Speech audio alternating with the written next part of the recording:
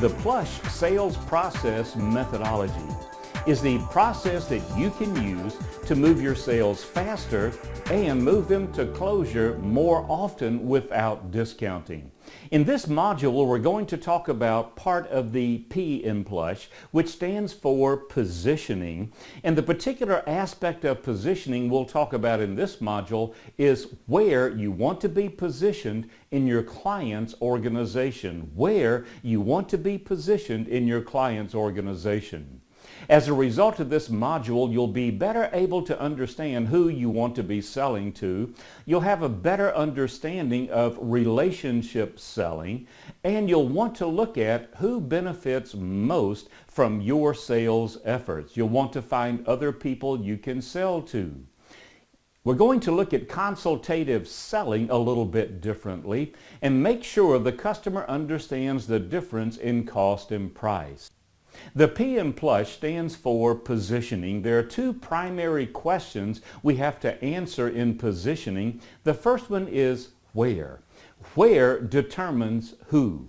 Where determines who. Where determines who we're going to be talking to.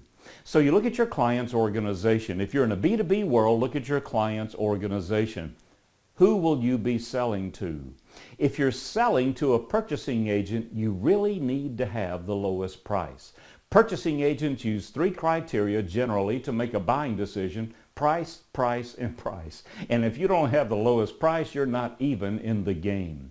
So who else in your client's organization could you be talking to? Relationship selling is a redundant term. All selling is relationship selling. Companies don't do business with companies. People do business with people. In fact, if you have a vendor, a salesperson who leaves company A and goes to company B, you are liable to go to company B because the salesperson understands your situation, understands your business. So the relationship is between people. The question becomes, what is that relationship built upon? If you build the relationship on price, somebody will always have a lower price. If you build the relationship on some kind of quality factor, a competitor will typically come along and purport to have better quality. But if the relationship is built on value, your competition has their work cut out for them. And again, this is value as the customer rates value. How do they define value? What's most important to them? So we're going to build relationships with people in the client's organization. If you're in a B2C world, you know that you'll probably have one decision maker, but you may have multiple influencers that are speaking to your target market, your target person. You want to make sure you're addressing as many different people and as many different criteria as possible. When you look at your client's organization, instead of just being positioned with one person, think in terms of three. We need at least three contacts in our significant accounts, our major accounts. So who else could you be talking to in the client's organization? You'll have clients who say, we buy everything through purchasing. Fine. Who wrote the specs for purchasing? You have specialized knowledge, you have capabilities, you have features and benefits that will help your client at a very deep level. It's not likely that the purchasing people are going to have the depth of knowledge that the end user is going to require. So we don't just sell them computers, we sell them a computer that has the functionality that the end user wants. So we want to find out who's writing the specs. There's someone else we could talk to. If your cost justification is based on discounted cash flow or time value of money, perhaps you need to be positioned with someone in accounting. If you have a high-tech offering, perhaps you need to be positioned also with someone on the technology side of the house. Find out who are the people who will benefit most from what you bring to the table. Who are the people in your client's organization who will benefit most from what you bring to the table, and be certain that you are positioned with them. And always ask, who else? Who else? who else? Who else could I be helping in my client's organization? Who else in my client's organization will benefit from what I'm bringing to the table? We use the number 3 in value-added selling, especially in positioning. Why are we looking for 3 contacts in our client's organization? It's called triangulation. The most stable device we can put something on is a tripod. It takes 3 satellites for GPS to work. We look at the number 3. We need at least 3 opinions. And there's 2 reasons for this. Number 1 is consultative selling. Consultative selling.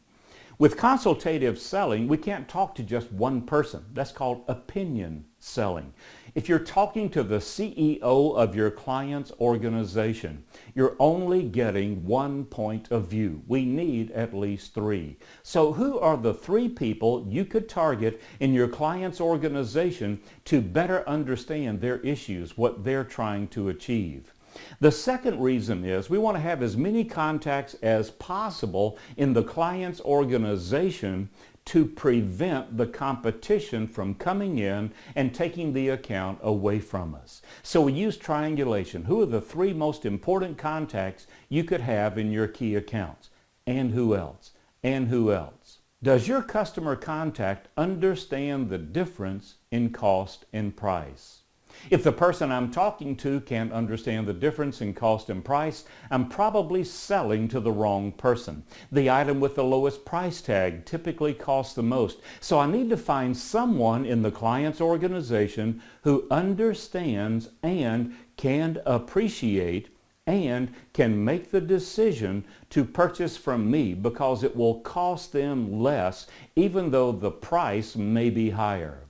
So instead of looking at account penetration, many sales courses teach go as high as you can in the client's organization, and that's a good idea. But instead of just looking at account penetration, look at account saturation. How many relationships do you have in your key accounts? This gives you competitive protection so that when your competition shows up, no matter where they come in, you've already been there. It gives you strength in consultative selling. You're able to bring information from different areas of your client's organization to the table and show them how you can impact their business, how you can impact their top line, how you can impact their bottom line. We want to make sure we're doing as much as we can for the customer. Remember, when you're selling, you don't do something to the customer, you do something for the customer. And of course, this requires pre-call planning. We can't show up and throw up. We can't just wing it and think we're going to do a good job of positioning ourselves in the client's organization. Where are you going to be positioned in your new accounts? If you're starting with a clean slate, why start with a purchasing agent? Why start with someone who may not be able to appreciate all you can do for their organization? Relationship selling is a redundant term. All selling is relationship selling. So look at who you have a relationship with and what that relationship is built on. If it's built on price, somebody will come along with a lower price. Who else in your client's organization could you be talking to? And don't think account penetration alone, think account saturation. How many relationships could you have in your key accounts, and that would keep the competition out while enabling you to do better consultative selling? In the history of recorded time, no customer has ever said your price is too high and meant it. Teach others.